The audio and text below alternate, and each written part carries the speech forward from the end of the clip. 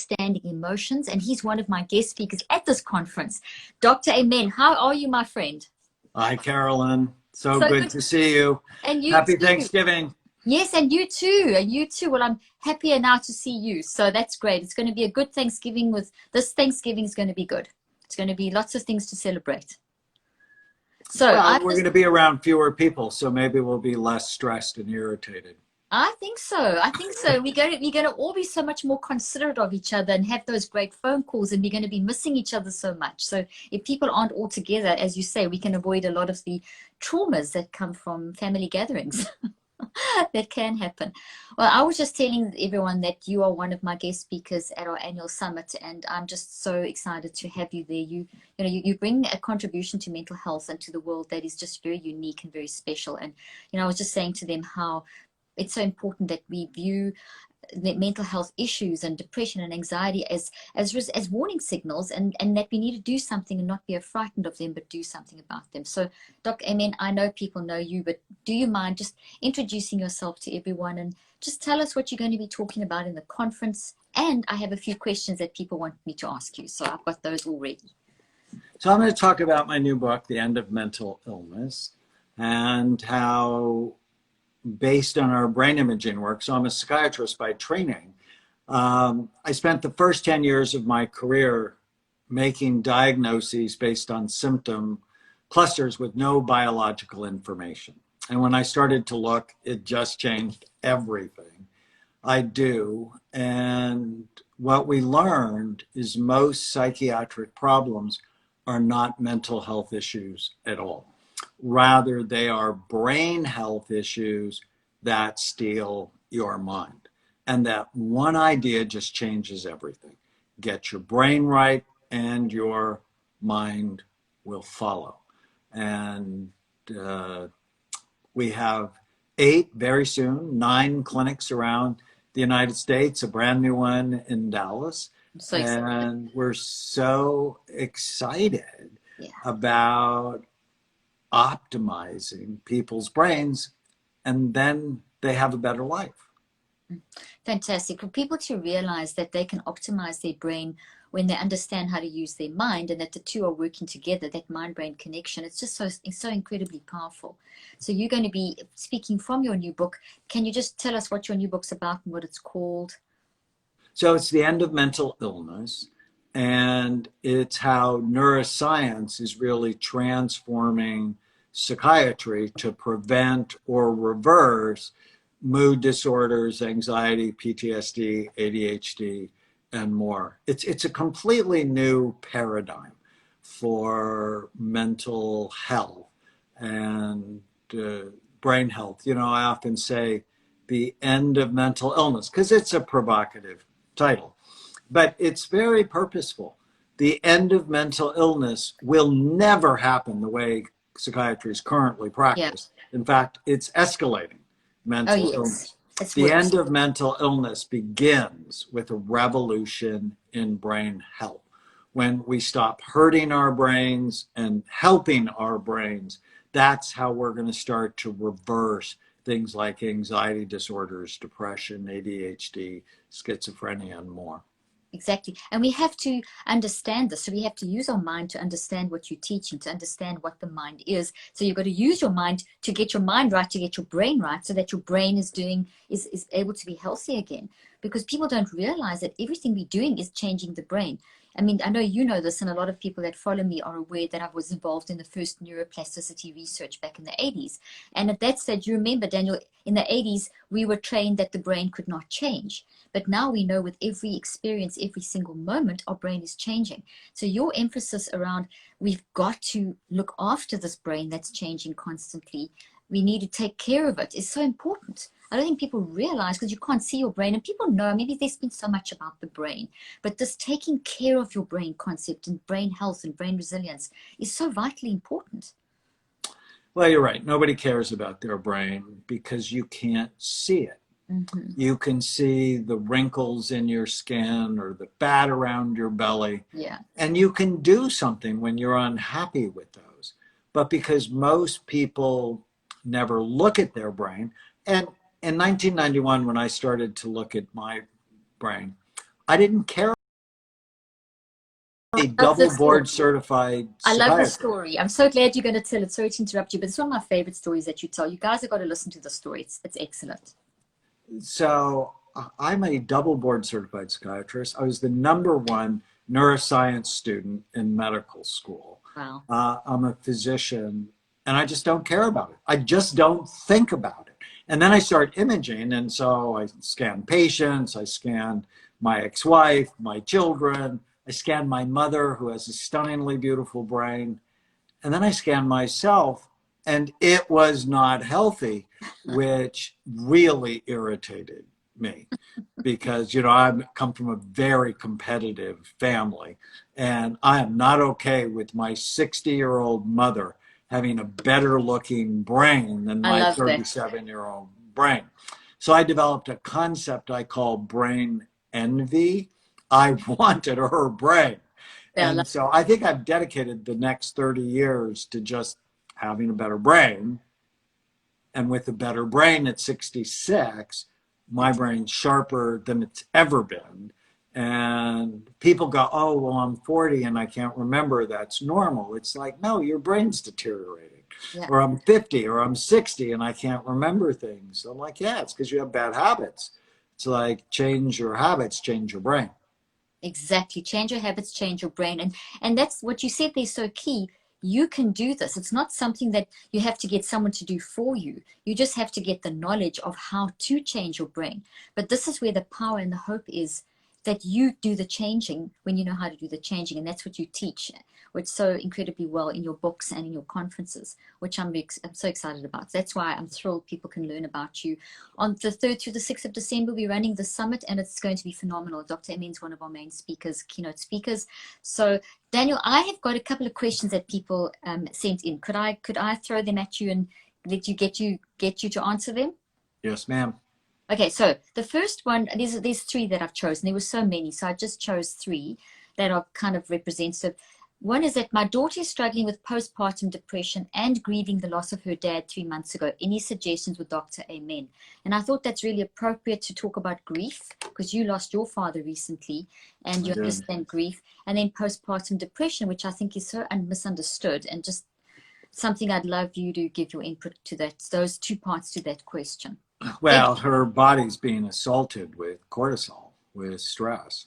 And so grief often just changes the chemistry of our brain. Oxytocin, which is our connection chemical, goes low, serotonin goes low, cortisol spikes, which is why people have trouble sleeping. Mm-hmm. And balancing your brain when you're going through grief, the first thing to do is fix sleep first. That's really important, because if you're not sleeping, grief will continue. And so making sure you have good brain healthy habits and routine, and don't give yourself the excuse, well, I feel bad, so I'm going to drink alcohol or eat a half a pint of ice cream. And then postpartum depression, I think it's very important to measure your hormones, particularly progesterone. Progesterone often goes low, and sometimes just replacing that can be so helpful. But you have to be very careful, because postpartum depression also goes with thyroid problems and with people who are not sleeping because the baby's restless and then don't have the help they need. So getting that person the help so that they can sleep is critical, as well as measuring their hormones. I'm really excited about saffron. We make something called Happy Saffron that has been found in 21 randomized controlled trials to be as effective as things like Prozac and Zoloft and Effexor, but without the side effects. It also helps with memory and is pro-sexual, as opposed to most antidepressants that sort of drain your sex drive. Mm, that is incredibly good news. And I know that you're going to be doing some research on that as well. You mentioned to me recently, and I can't vouch enough for Dr. Amen's supplements. They are phenomenal. I mean, they really are. So that saffron is fantastic stuff, and the GABA and all of them, they just work. They really work. There's a lot of stuff out there, but your stuff works. So I'd encourage people to have a look at Brain MD and have a look at the supplements that Dr. Amen has, which are amazing, and at his clinic. That is really great. Daniel, do you mind talking? Because one of the questions was sleep, and you mentioned in both these answers to grief and postpartum depression, you mentioned sleep. And I know everyone talks about sleep. Everyone knows they should sleep. How do you help people sleep? Okay, can you give some advice on that? It's a big one, I know. Well, it sort of depends on your sleep issue. If you have trouble going to sleep, then small doses, not big doses, small doses of melatonin and 5-HTP, because 5-HTP goes to serotonin, which goes to melatonin. GABA and magnesium can all be helpful. We make something called Put Me to Sleep that I'm a big fan of. If they're a worrier and they can't sleep because thoughts loop, what I want them to do is journal what's going on in their head. Because when you write a thought down, you get it out of your head. Mm-hmm. And they also do well with, we make something called serotonin mood support, because when you boost serotonin, it tends to decrease the looping that often prevents people from sleeping. If they wake up in the middle of the night with panic, they often get this cortisol spike. Mm-hmm. Phosphatidylserine can actually blunt that. And so taking 200 or 300 milligrams of phosphatidylserine, we make something called NeuroPS, can be so helpful. I'm a huge fan of hypnosis. Actually, one of my first published papers was using hypnosis for sleep. I treated, where I trained at the Walter Reed Army Medical Center in Washington, D.C. I hypnotized like everybody, all of my patients, because I liked it. I liked how I felt when I was doing it for people. Mm-hmm. And I had this one patient who had Parkinson's disease, which is a bad resting tremor. And he's like, "Can you give me a sleeping pill?" And I'm like, "Well, do you mind if I hypnotize you first? And if it doesn't work, I'll give you a sleeping pill." And he's like, "Sure." Well, I put him in a trance and his tremor went away. I'm like, "Oh my God, that was so interesting." And I knew it went away before I put him to sleep.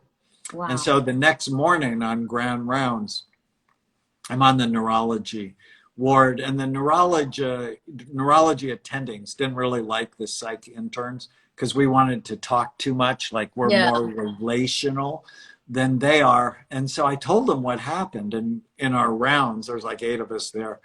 And the neurologist, no lie, rolled his eyes at me. And I went, "No, really, watch this." And I did it when he was fully awake and his tremor went away. And then the neurologist started paying attention. And later that afternoon, we filmed it while we were doing an EEG. And that became one of my first published medical papers. That is amazing. I love that. I know your experience with neurologists. I've had the same when I was working with TBI a lot. And that was one of my first specialties. And I remember working with someone who had just taught them how to manage their mind and change their brain and their behaviors. It was phenomenal how this child went from literally being a vegetable to being an academic and getting a university degree. And when I went back to the neurologist, they said to me, "Oh, you were lucky." I said, "Okay, I don't think this is luck, but anyway." But yeah, not all neurologists are like that. I've worked with some amazing ones. But there is that tendency in the biomedical model, isn't there, Daniel, to kind of write off the holistic approach that we need to take to humanity's mental health. And that's what you do and what I do. We try and bring in a much more holistic approach. And I'm so glad you mentioned things like hypnotism, because that actually was one of the questions that came up, and sleep was one of them as well. So thank you for answering that. That's really fantastic. I have another question on what is the difference between night terrors and nightmares, and can they be managed? So night terrors, you actually have no recollection of what's happened. You really appear anxious and upset. And when someone wakes you up, you just knew you were upset. You can't remember the dream. Mm-hmm. Nightmares, you remember the Uh-huh. dreams, and they're awful and terrible. And often, my favorite intervention is write them down in as much detail as you can remember and give them a different ending. That's so We good. are the creator of our dreams. Mm-hmm. Ultimately, it's us. It's not from an evil source somewhere else. Mm-hmm. We create our own dreams, Kind of which process. means with repetitive nightmares, we can recreate them. You just have to give them a different ending. But you have to do it consciously and write it ahead of time and read it. Sometimes we'll use a medicine, prazosin, that has been found, it's a blood pressure medicine, but has been found to be really effective to help people sleep and not experience nightmares. So those are some simple things to do. Night terrors, it's abnormal electrical activity in the brain. Sometimes some anti-seizure medicines might be helpful. Okay, that's fantastic. I love that. I love the fact that you write your own ending. There was a recent study using QEEG where they actually showed that when people prepared for sleep before, and as they went into that emotional state because they could remember their nightmares, and they prepared for sleep and actually did that, created a new ending, and actually almost said to their brain, you are going to think this tonight when you go to sleep. And it took a bit of practice. It didn't work at first, but they were able to carry the emotions in that moment of pre-sleep and preparation over into the sleep state where they were starting to have the nightmares. And over time, they actually learned to almost control the nightmares while they were having a nightmare. So there is a lot, but it's not easy. It's hard work. And it means you've got to put in that effort and time, and it's mind work to change your brain. Once again, I think that brings me to another concept, is that I think we a lot of the time wanting quick fixes. And when it comes to mind and brain, okay, you're smiling. Take it away, Daniel. There ain't no quick fix. Well, just thinking about the nightmare thing, it's people often are lazy, and that they'll try something once, and if it doesn't work, they'll go, it doesn't work, give me a drug. And I'm like, look, the first time you played table tennis, you probably were awful, but you need to do it over time. It's a skill you build, and you have to be patient and persistent with it. And as a society, we're looking for that quick fix. And the big winner in the pandemic was the pharmaceutical industry. Pharmaceutical sales skyrocketed. They're just having, a champagne Christmas this year. And it's horrifying to me. When the pandemic started, I wrote down mental hygiene is just as important as washing your hands. We have to disinfect our thoughts that are infecting our mind. And it takes work every day. It takes work. I mean, I do this for a living, and it takes work every day. I start my day with, today is going to be a great day. And before I go to bed at night, what went well today? Even the night my dad died, May 5th, which sounds a little crazy, I realize. But it's my habit. I've been doing it for years. And so when I climbed in bed and I went, what went well? Part of my brain went, really? You're going to do this tonight? And the other part went, this is what I do. And then I remembered the interaction between the police officer and my mother was hysterical. It was just funny. And I remembered how sweet that was. And then I remembered all the texts I got from his friends and my friends. And I remembered how soft his hands were before they took him away. And I went to sleep, which helped me manage the stress and the grief. And so you have a choice on where you bring your focus, because where you bring your focus always determines how you feel. Love it. And I can feel, mad because the pandemic has done so many bad things, or I can go, Well, in the 16th century, the plague visited London every year, and we're not there.